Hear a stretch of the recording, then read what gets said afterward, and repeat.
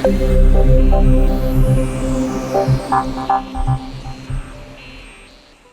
कल हमने क्लासेस में सिर्फ ये देखा था कि फंक्शंस और वेरिएबल्स डिफाइन किस तरह से करते हैं। छोटा सा और पार्ट सिर्फ क्लास के अंदर ले रहा हूँ थ्योरी में, फिर उसके बाद सारा प्रैक्टिकल में आता है।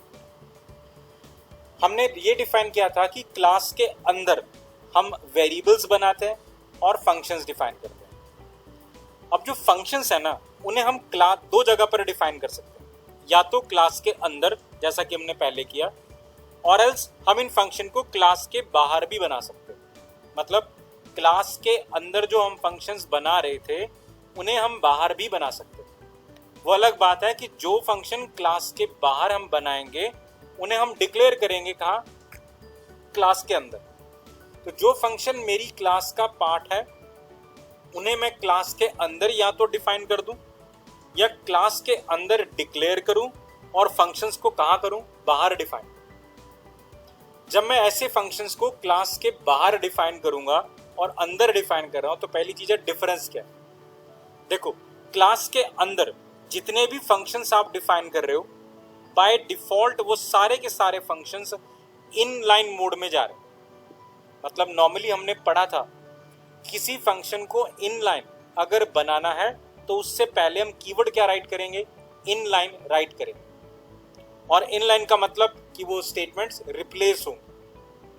लेकिन यहां पर ये कहा जा रहा है कि आपकी क्लास के अंदर आप जो भी फंक्शंस बनाओगे वो बाय डिफॉल्ट ही किस मोड में जा रहे हैं? इनलाइन में जा रहे हैं। तो इनलाइन में हमारे साथ वो प्रॉब्लम थी कि अगर आपने किसी फंक्शन के अंदर लूप या कोई फंक्शन रिकर्सिव में लगा रखा है तो वो इनलाइन बनेगा नहीं। वार्निंग आएगी आपके पास कि ये फंक्शन आपने लूप लगा रखा है और इनलाइन डिक्लेयर कर रखा है, तो मैं इसे इनलाइन मानूंगा नहीं, एज अ नॉर्मल फंक्शन ही क्या ट्रीट करेगा। तो ऐसे केस में वार्निंग्स आने के चांसेस हो। सो अगर मैं चाहता हूं कि मैं क्लास के अंदर एक फंक्शन बनाऊं, क्लास का ही पार्ट हो, लेकिन वो इनलाइन ना बने, तो ऐसे फंक्शन को हम क्लास के अंदर डिक्लेयर करेंगे, क्लास के बाहर क्या है? डिफाइन करेंगे। तो होगा वो क्लास का पार्ट ही, मतलब वो होगा ऑब्जेक्ट के थ्रू एक्सेसिबल, लेकिन सिर्फ क्लास के बाहर क्या हुआ है? डिफाइन हो, जैसा कि हम नॉर्मली फंक्शन डिफाइन करते थे। लेकिन नॉर्मल फंक्शंस में क्या होता है कि अगर कोई फंक्शन आपने मेन से पहले बनाया तो फिर उसको डायरेक्टली क्या हम कॉल भी कर लेते हैं। लेकिन यहाँ हम फंक्शन क्लास के अंदर ही रखना चाहते हैं, मतलब वो क्लास का पार्ट होना चाहिए, वो ऑब्जेक्ट के थ्रू एक्सेसिबल होना चाहिए। इसीलिए जब हम फंक्शन को डिफाइन करेंगे तो उसका स्कोप साथ में डिफाइन करेंगे। ये फंक्शन का स्कोप क्या है? कुछ इस तरह से, रिटर्न टाइप, क्लास का नाम, स्कोप रेजोल्यूशन ऑपरेटर, ये हमारा डबल कॉलन है, scope resolution operator, and then we define what? Function name. इससे डिफाइन हो रहा है कि ये जो फंक्शन आप बना रहे हो ये किस क्लास का है? ये इस क्लास का पार्ट है। इसका मतलब चाहे बाहर बन रहा है लेकिन it is a part of a class, that means it is accessible what? Through objects हो। सिर्फ हमने इसे क्लास के बाहर क्या किया है? डिफाइन किया।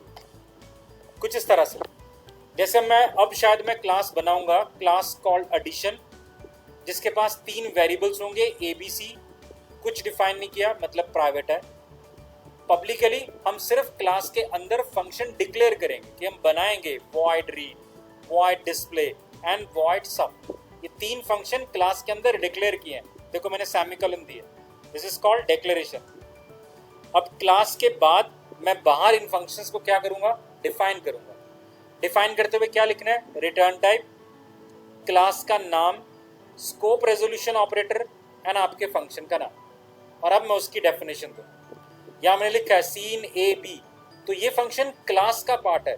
इसका मतलब यहाँ के A और B का मतलब ये क्लास के A और B की बात कर रहे हैं। सो हमारा रीड फंक्शन क्या करेगा?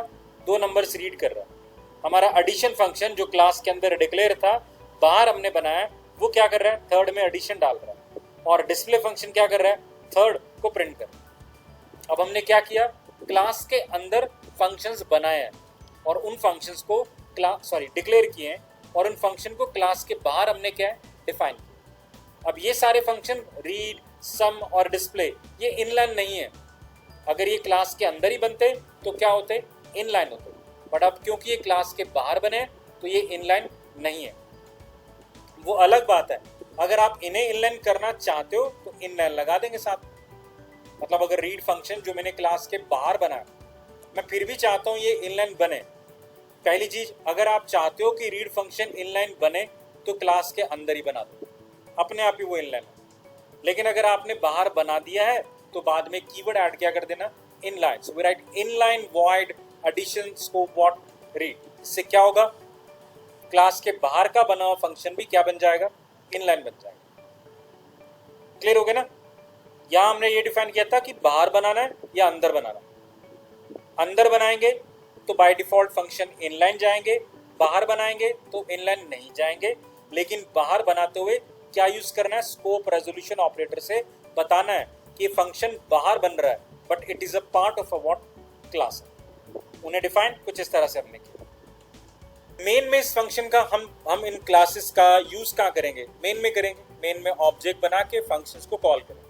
अब एक छोटा सा एग्जांपल है मेरे पास समझने के लिए फिलहाल, कि आपने दो ऑब्जेक्ट सपोज करो बना, C1 एंड C2, दो ऑब्जेक्ट्स हैं।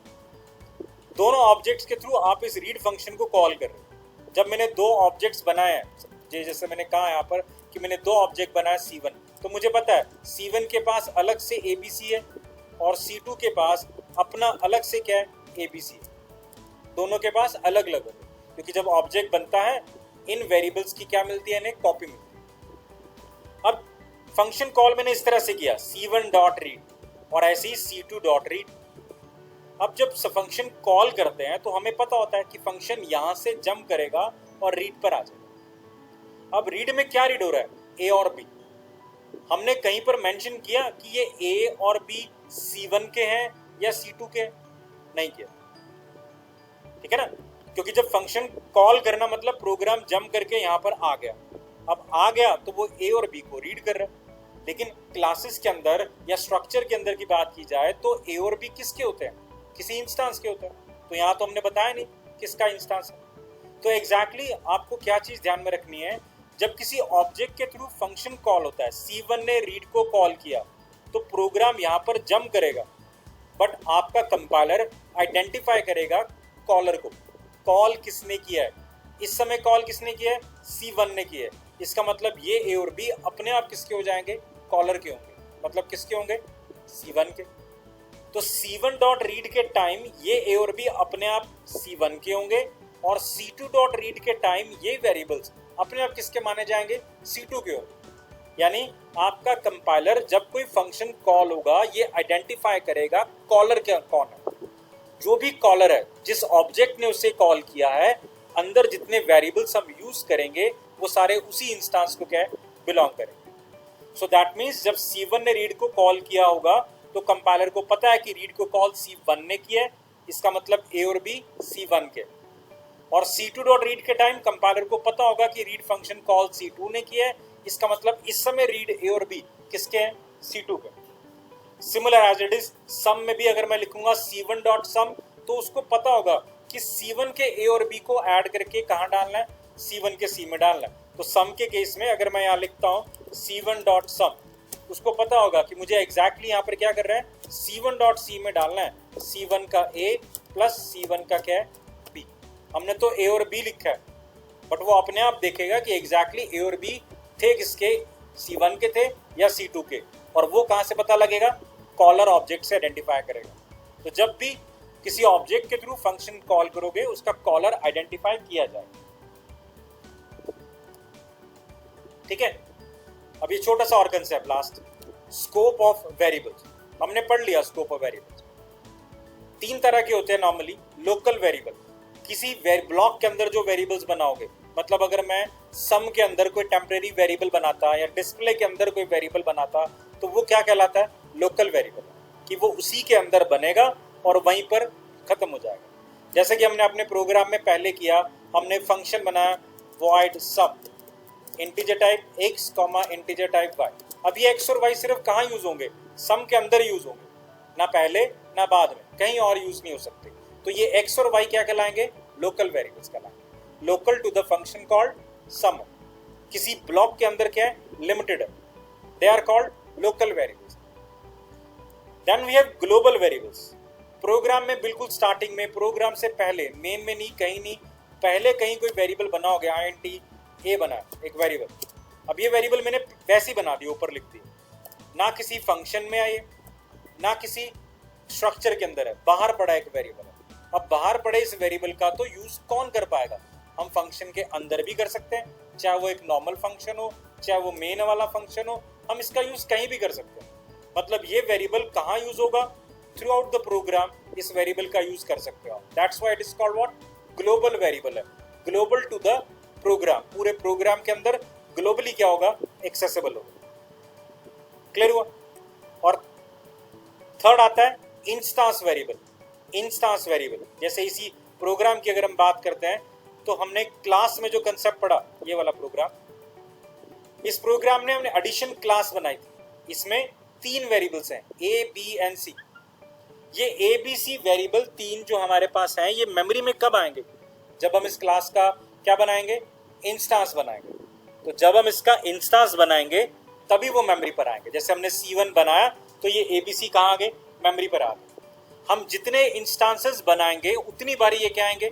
मेमोरी पर आएंगे। So these variables are called what? Instance variable. जो वेरिएबल आपके इंस्टांस और also called as what? Object. Object से लिंक्ड है। हर बारी जब मैं एक ऑब्जेक्ट बनाता हूँ ये 3 वेरिएबल्स मेमोरी पर आएंगे और हर ऑब्जेक्ट के अलग अलग होंगे। यानी ये 3 वेरिएबल किससे रिलेटेड है? मेरे ऑब्जेक्ट से रिलेटेड है, इंस्टांस से रिलेटेड है। इसीलिए हम इसे क्या कह रहे हैं? इंस्टांस वेरिएबल कह रहे हैं।